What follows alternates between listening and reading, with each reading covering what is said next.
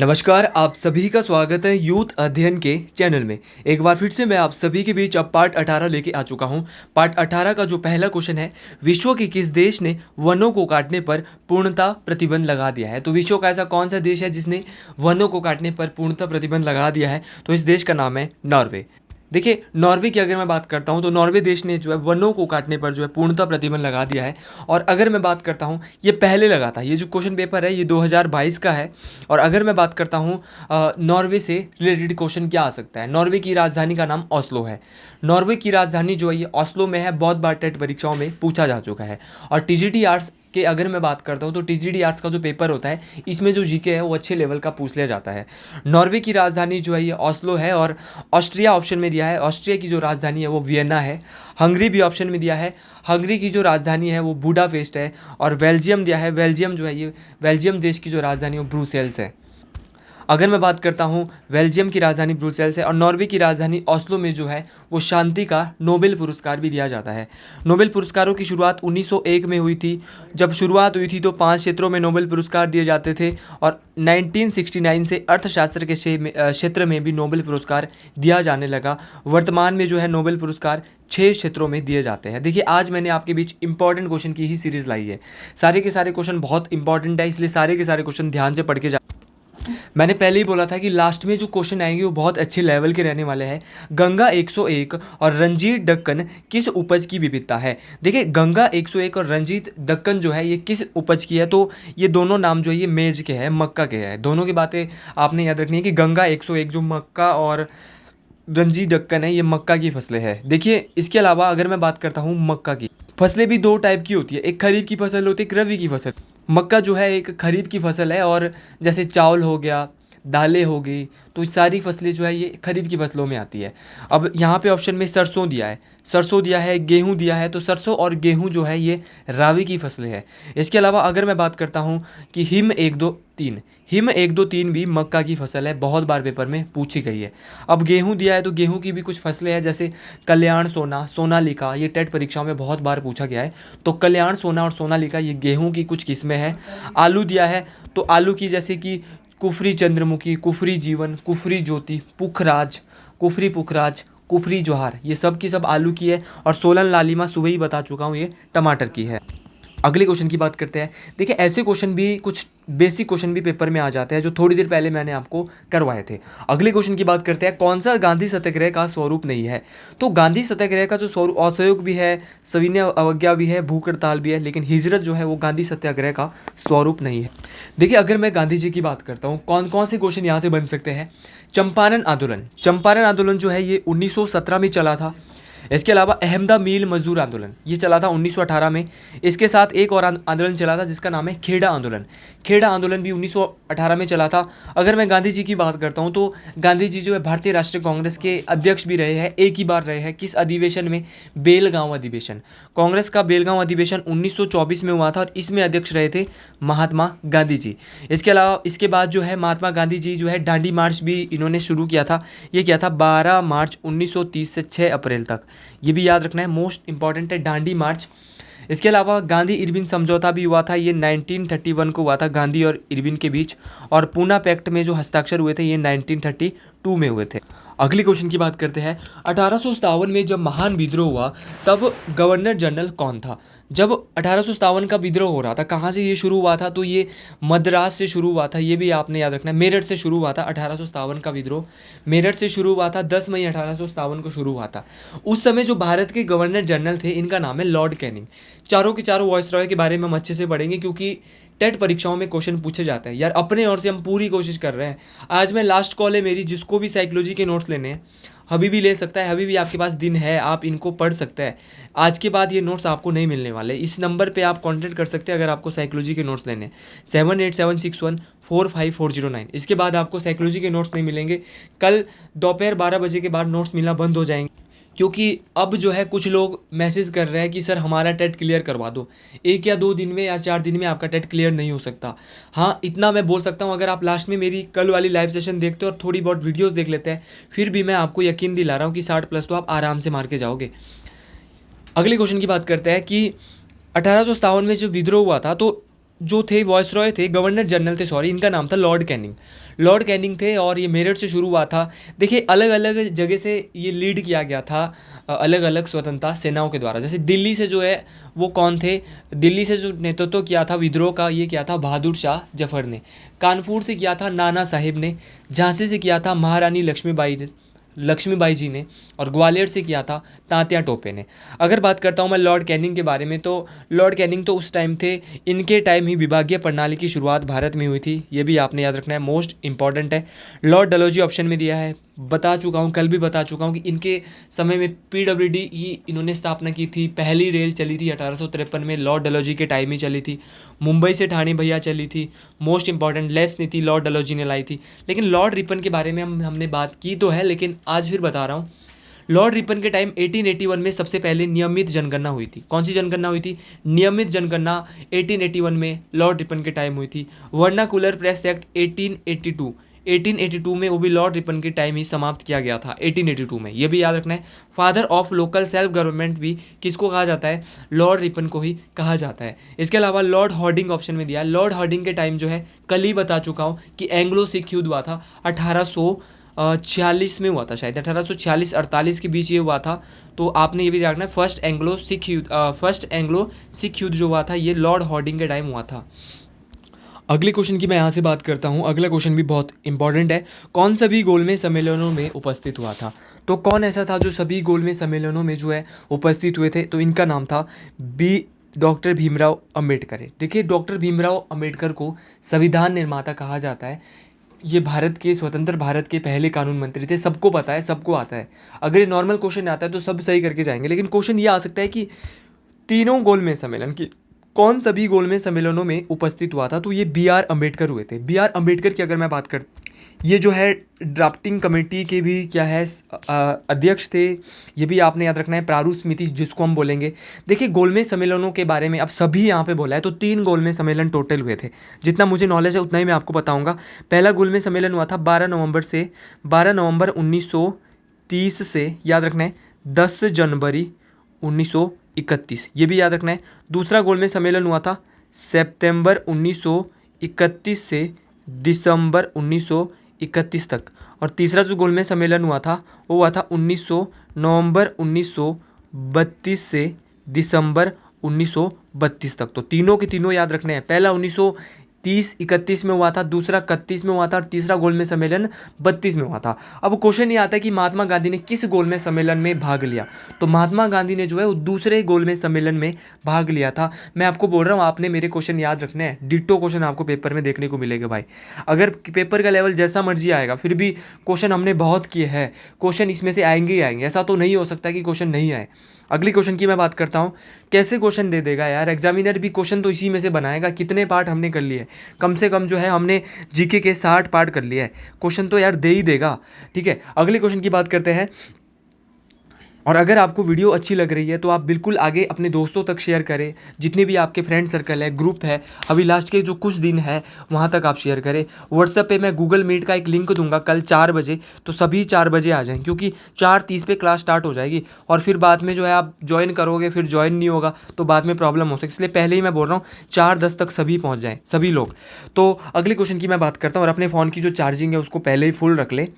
अगले क्वेश्चन की बात करता हूँ। शाम को कल एक ही वीडियो आएगी, मैराथन रहेगी 2 घंटे की, वो देख लेना, सुबह वाली। तो अगला क्वेश्चन है, इनमें से कौन सा राज्य का एक मूल तत्व नहीं है? देखिए क्वेश्चन ऐसे भी पॉलिटिकल में अब लेवल के आ रहे हैं। तो अगर मैं बात करूं, राज्य क्षेत्र आएगा, सरकार आएगा, संप्रभुता आएगी, लेकिन राष्ट्रीयता जो है अगर मैं बात करता हूं तो ये जो है ये राज्य का एक मूल तत्व नहीं है। राज्यों में जो है वो विधानसभा होती है, और सबसे ज़्यादा विधानसभा सीटें जो है भारत में किस राज्य में? तो ये यूपी में। यूपी में कितनी है? 403 है। यूपी के मुख्यमंत्री जो है योगी आदित्यनाथ जी है। देखिए विधान परिषद भी भारत के कुछ राज्यों में है, जैसे यूपी हो गया, आपका महाराष्ट्र हो गया, कर्नाटक हो गया, इसमें जो है लेजिस्लेटिव काउंसिल है। आंध्र प्रदेश हो गया, बिहार हो गया, तो ये कुछ ऐसे राज्य हैं, तो इनकी भी मैं बात कर लेता हूँ। अब अगले क्वेश्चन की बात करते हैं। यहाँ से कुछ ज़्यादा बात नहीं करेंगे। हिमाचल प्रदेश में विधानसभा की 68 सीटें हैं, ये भी आपने याद रखना है, मोस्ट इंपॉर्टेंट है। अगले क्वेश्चन की बात करते हैं, भारतीय संविधान का कौन सा भाग कल्याणकारी राज्य के आदर्श को बताता है? Which part of the Indian constitution declares the ideal of welfare state? देखिए, भारत के जो कॉन्स्टिट्यूशन है ना, इंडियन कॉन्स्टिट्यूशन, उसका कौन सा भाग ऐसा है जो भारत को जो है वो राज्य का आदर्श बताता है? तो ये बताता है डीपीएसपी, राज्य के नीति निर्देशक तत्व। डीपीएसपी के बारे में हम विस्तार से बात करते हैं, directive principle of state policy, जिसको हिंदी भाषा में राज्य के नीति निर्देशक तत्व कहेंगे। कहाँ से लिए गए? हमारे संविधान में जो है ये इनको जो है आर्टिकल 36 से 51 में इनकी बात की गई है। आयरलैंड के संविधान से इनको लिया गया है। इन्हीं में जो है आर्टिकल 40 आता है। आर्टिकल 40 में जो है वो ऑर्गेनाइजेशन ऑफ पंचायत की बात की गई है, ग्राम पंचायतों का गठन अगर मैं बात करता हूँ। आर्टिकल 39 का जो ए है, इसमें समान न्याय और निःशुल्क कानूनी सहायता की बात की गई है, ये भी मोस्ट इंपॉर्टेंट है। और आर्टिकल 44 जो है, इसमें समान नागरिक संहिता, यूनिफॉर्म सिविल कोड की बात की गई है। आर्टिकल 48 का ए जो है वो पर्यावरण के बारे में बात करता है। तो हर एक चीज़ बहुत इंपॉर्टेंट है और हर एक चीज़ को आपको ध्यान से पढ़ के जाना है। राज्यसभा की अधिकतम संख्या कितनी है? The maximum strength of Rajya Sabha etch. तो अगर मैं बात करता हूँ राज्यसभा की, तो राज्यसभा की जो मैक्सिमम स्ट्रेंथ है ना, वो है 250। राज्यसभा की जो मैक्सिमम स्ट्रेंथ है दोस्तों, वो 250 है और 250 यहाँ की मैक्सिमम स्ट्रेंथ है। लेकिन वर्तमान में जो यहाँ पे व्यक्ति बैठते हैं, सदस्य बैठते हैं, वो 245 बैठते हैं। 245 में से 233 तो कहाँ से आते हैं? यूटी और राज्यों से चुन के आते हैं। लेकिन 12 सदस्य जो है राज्यसभा के लिए कौन चुनता है? राष्ट्रपति चुनता है। मोस्ट इंपॉर्टेंट ये बात है, पेपर में आ सकता है, मैं अभी आपको बोल रहा हूँ, इसलिए इसको स्टार मार्क कर ले। इंपॉर्टेंट है, 12 सदस्य राष्ट्रपति के द्वारा जो है राज्यसभा के लिए भेजे जाते हैं, और जबकि लोकसभा के लिए 0 सदस्य भेजा जाता है। अगर आपको राज्यसभा का सदस्य बनना है तो आपकी एज जो है वो 30 ईयर्स होनी चाहिए। उसी प्रकार अगर लोकसभा का सदस्य बनना है तो आपकी जो एज होनी चाहिए वो 25 होनी चाहिए। विधानसभा का बनना है तो भी 25 होनी चाहिए। लेकिन अगर आपको राष्ट्रपति बनना है, राष्ट्रपति या उपराष्ट्रपति बनना है, तो आपकी एज जो है वो 35 होनी चाहिए। ये सारी की सारी बातें बहुत इंपॉर्टेंट है, सारी की सारी चीज़ें आपने याद रखनी है, मोस्ट इंपॉर्टेंट है, ध्यान से सुनना। अगले क्वेश्चन की बात करता हूँ, कौन सी याचिका विशेष रूप से भारतीय संविधान में निहित नहीं है? विच रिट? देखिए, रिट कितने प्रकार की है? रिट तो भैया 5 प्रकार की है, और रिट के बारे में जो जिक्र है वो आर्टिकल 32 में बताया गया है।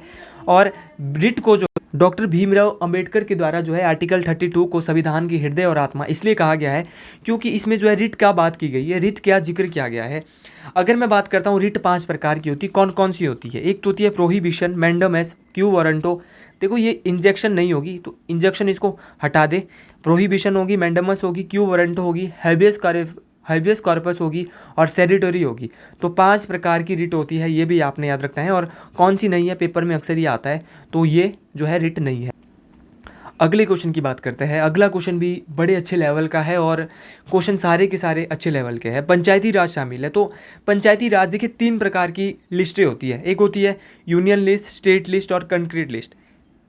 संघ सूची, राज्य सूची और समवर्ती सूची, ये तीनों की तीनों सूचियां हैं। और अगर मैं बात करता हूँ स्टेट लिस्ट की, स्टेट लिस्ट को बोलेंगे हम कि राज्य सूची। राज्य सूची में जैसे पंचायती राज आता है, लोकल गवर्नमेंट होगी, ये पंचायती राज में आएगी। उसी प्रकार यूनियन लिस्ट में क्या क्या आएगा? यूनियन लिस्ट में जैसे इंश्योरेंस हो गया, जनगणना जो है वो भी यूनियन लिस्ट में आती है, एटॉमिक जो एनर्जी होती है वो भी यूनियन लिस्ट में आती है। समवर्ती सूची में बहुत इंपॉर्टेंट है, बार बार पूछा जाता है, एजुकेशन, शिक्षा समवर्ती सूची में आता है। फॉरेस्ट किस में आता है? फॉरेस्ट भी समवर्ती सूची में आता है। मैरिज हो गया, आपका डिवोर्स हो गया, आपका पॉपुलेशन कंट्रोल की बात हो गई, वो भी समवर्ती सूची में आता है। तो सारी चीज़ें समवर्ती सूची में, और अक्सर पेपर में समवर्ती सूची सबसे ज़्यादा पूछी जाती है। अगले क्वेश्चन की बात कर रहे हैं। अगले क्वेश्चन की बात करते करते देखिए, आप अगर मेरे प्रीवियस ईयर पार्ट नहीं देख रहे हैं तो दिक्कत आपको आ सकती है पेपर में, इसलिए आप प्रीवियस पार्ट भी देख ले, वहाँ पे भी बहुत सारी बातों का जिक्र हो चुका है। तो निम्न में से कौन सी एक नकदी फसल नहीं है? नकदी फसल की अगर मैं बात करता हूँ, नकदी फसल जो है, नकदी फसल हम बोलेंगे कैश क्रॉप। तो कैश क्रॉप जो है वो यहाँ पे ज्वार नहीं है, ज्वार उतना महंगा नहीं मैं मानूंगा। देखिए, कैश क्रॉप की बात करता हूँ, कॉटन बड़ा महंगा है भाई, मूंगफली तो महंगी है ही, तंबाकू बड़ा महंगा है। देखिए, जहाँ से पैसे आते हैं उनको हम कैश क्रॉप बोलेंगे, तो ज्वार से उतने पैसे नहीं आते हैं। तो अगर मैं बात करता हूँ कैश क्रॉप की, जैसे राइस हो गया, मेज हो गया, ये जैसे ज्वार की बात कर रहे थे, तो ज्वार एक कौन सी फसल है? खरीफ की फसल है। ज्वार बहुत बार पूछा गया है, ज्वार खरीफ की फसल है। और ज्वार के साथ साथ राइस हो गया, मेज हो गया, बाजरा हो गया, ज्वार हो गया, ये सब जो है ये खरीफ की फसलें और पेपर में बहुत बार पूछी जाती है। अगले क्वेश्चन की बात करता हूँ और मेरे को ये अच्छा क्वेश्चन लग रहा है। इटली का मुख्य औद्योगिक शहर कौन सा है? तो ये है मिलान। मिलान जो है ये इटली का औद्योगिक शहर है, ये भी आपने रखा, क्योंकि वेनिस, रोम और नेपल्स नहीं आएगा, क्या आएगा? मिलान। अब इसके बारे में मैं ज़्यादा यहाँ से बात नहीं करूँगा, इतनी ही बात करूँगा। और अगला क्वेश्चन है कि भैया माओरी एक जनजाति है। माओरी की अगर मैं बात करता हूँ तो माओरी एक न्यूजीलैंड की ट्राइब है। न्यूजीलैंड की ट्राइब है माओरी। जुलूस बहुत बार पेपर में पूछा गया, जुलूस कहाँ की है। अगर मैं जुलूस की बात करता हूँ तो जुलूस जो है ये साउथ अफ्रीका की है। और सिमांग बहुत बार पेपर में, सिमांग ट्राइब, तो सिमांग ट्राइब मलेशिया की है। किर्गिज ट्राइब सेंट्रल एशिया की है। सारी की सारी याद रखना है। अगले क्वेश्चन की बात करते हैं। ये सारी की सारी ट्राइब पेपर में पूछी गई है, इसलिए मैंने आपको बताया। प्रख्यात पर्यावरणविद किंकरी देवी हिमाचल प्रदेश के किस जिले की रहने वाली है। तो जो फेमस एनवायरमेंटल लिस्ट थी किंकरी देवी, इनका जो संबंध अगर मैं बात करता हूँ तो इनका संबंध सिरमौर जिले के संगड़ा नामक स्थान से था। और इन्होंने जो है पर्यावरण के लिए बहुत अपना योगदान दिया था। बहुत बार इनका क्वेश्चन पेपर में आता है। देखिए शिमला ऑप्शन में दिया है, तो अमृता शेरगिल के बारे में पिछले बार आया था कि ये कहाँ से थी। तो अमृता शेरगिल जो है ये शिमला से थी और ये एक पेंटर थी। और अगर मैं बात करता हूँ अगले क्वेश्चन की, हट्टू पर्वत हिमाचल प्रदेश के किस जिले में। हट्टू पर्वत के बारे में बहुत बार बता चुका हूँ। हट्टू पीक भी है, मंदिर भी है, ये शिमला में स्थित है, नालदेहरा में है शिमला के। अगले क्वेश्चन की बात करते हैं। कुफरी से आगे पड़ता है, नारकंडा वहाँ साइड है ये हट्टू पीक। निम्न में से कौन सा बिजली का सबसे अच्छा चालक है। अब कुछ लोग बच्चे बोल रहे थे कि सर साइंस के भी आता है क्वेश्चन, तो साइंस भी मैंने अब लास्ट में मैं कवर कर दूंगा। मैराथन में भी कल करूंगा, जो 1 या 1.5 घंटे की मैराथन रहेगी। क्वेश्चन है कि निम्न में से कौन सा बिजली का सबसे अच्छा सुचालक है। तो सबसे अच्छा चालक जो बिजली का है वो है चांदी। चांदी जो है वो बिजली का सबसे अच्छा चालक है, गुड कंडक्टर है इलेक्ट्रिसिटी का, गुड कंडक्टर ऑफ इलेक्ट्रिसिटी। लेकिन अगर गुड कंडक्टर पूछा गया है तो मैं हमेशा उल्टा भी करता हूँ कि अगर गुड कंडक्टर पूछा है तो कल के लिए बैड भी पूछा जा सकता है। तो बैड कंडक्टर क्या हो सकता है, तो लकड़ी, वुड जो है वो बैड कंडक्टर ऑफ इलेक्ट्रिसिटी है, ये भी आपने याद रखना है। और अगर मैं बोलूँ कि जो करंट है, बिजली जो है उसको किस, बिजली का मात्रक क्या है, तो एम्पियर जो है वो बिजली का मात्रक है। बहुत बार पेपर में ये भी क्वेश्चन पूछा गया है। उसी तरह जो इलेक्ट्रिक रेजिस्टेंस होता है ना, उसका मात्रक क्या है, तो उसका मात्रक है ओम। क्या है, ओम। ये भी आपने याद रखना, मोस्ट इंपॉर्टेंट है ओम भी। अगले क्वेश्चन की बात करता हूँ। पानी की स्थायी कठोरता या मिलाकर क्या मिलाकर हटाई जा सकती है। जो पानी की जो स्थायी कठोरता होती है उसमें अगर हम सोडियम कार्बोनेट मिला देंगे तो उसकी जो स्थायी कठोरता है ना, उसको जो है वो हटाया जा सकता है। और सोडियम कार्बोनेट जो है वो वॉशिंग सोडा का केमिकल नेम भी क्या है, सोडियम कार्बोनेट।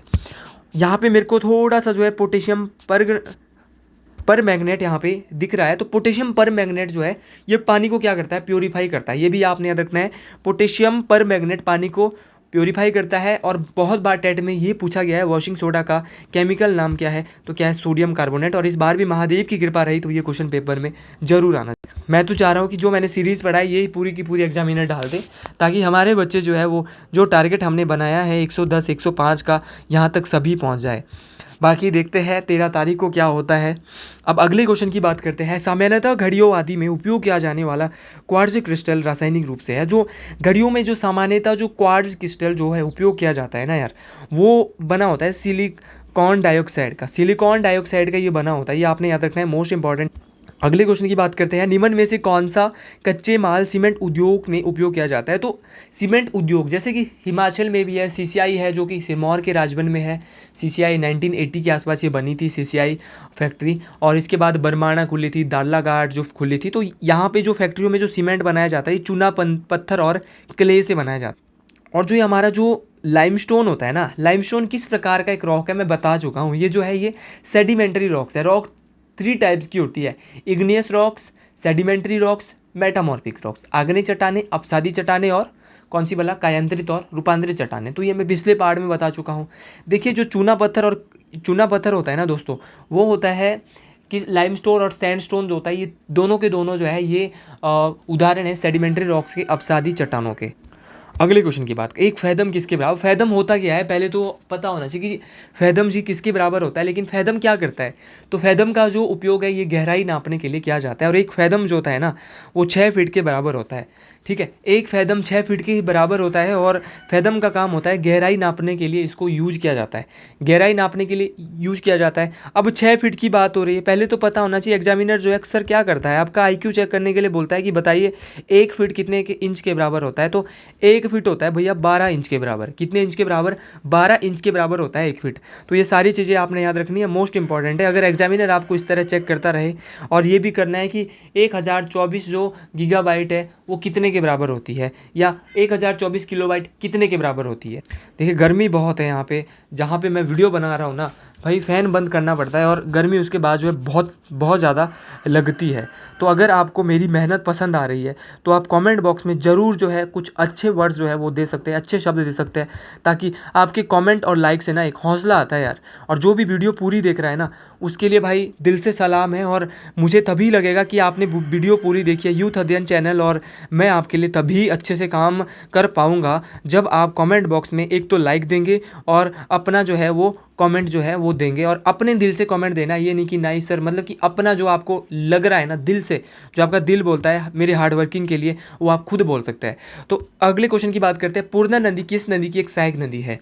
तो पसीना पसीना हो जाते हैं भाई यहाँ पे। तो पूर्णा नदी की अगर मैं बात करता हूँ तो पूर्णा नदी जो है ये ताप्ती नदी की सहायक नदी है।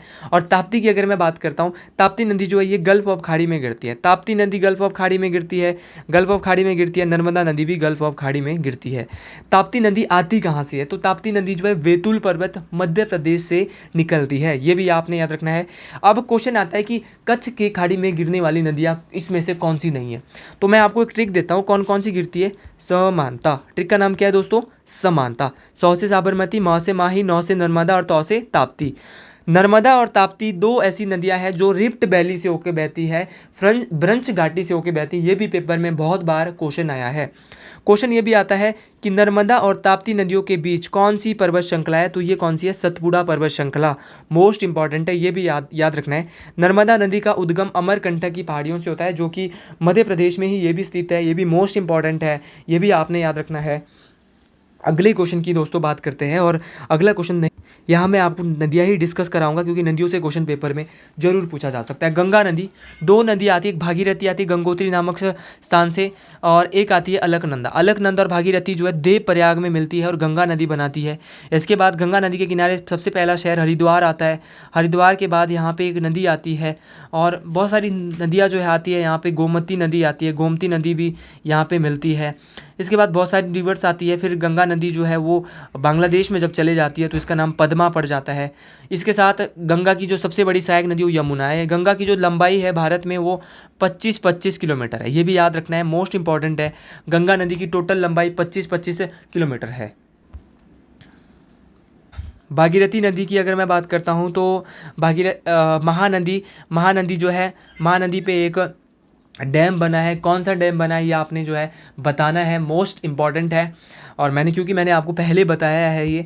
और अगर मैं बात करता हूँ भागीरथी नदी की, तो भागीरथी नदी जो है ये गंगा के नाम से ऋग्वेद में इसको कहते हैं, गंगा ही कहते हैं। लेकिन आगे जाके ये अलकनंदा के साथ मिल के जो है देवप्रयाग में क्या बनाती है भाई। और इसकी खुद भी बहुत सारी, जैसे अलकनंदा की भी बहुत सारी सहायक नदियाँ हैं। तो आपने ये सारी चीज़ें जो है देख लेनी है। बाकी आगे मिलते हैं कल की मैराथन में। तो जिसको भी मेरी अभी भी साइकोलॉजी के नोट्स लेने हैं, ये मेरा नंबर है। इस नंबर पे आप जो है वो 7 से 8 के बीच जो है कमेंट कर सकते हैं। इस बीच ही मैं ऑन रहूँगा, उसके बाद मेरा फ़ोन बंद रहेगा, फिर 9 बजे मैं ऑन आ सकता हूँ। बाकी मेहनत करिएगा, पिछली जो वीडियो है उनको ज़्यादा से ज़्यादा देखिएगा। मैं आपके बीच कल जो है प्रीवियस ईयर के क्वेश्चन पेपर भी सेंड कर दूंगा, उनको भी आपने देख लेना है और उनको एनालाइज करना है डेली। तीनों के तीनों दिन आपने उनको देखना है कि साइकोलॉजी के कैसे क्वेश्चन आ रहे हैं, कौन सा क्वेश्चन ऐसा है जो रिपीट हो रहा है, इस क्वेश्चन को तो मैंने ध्यान से पढ़ के जाना है।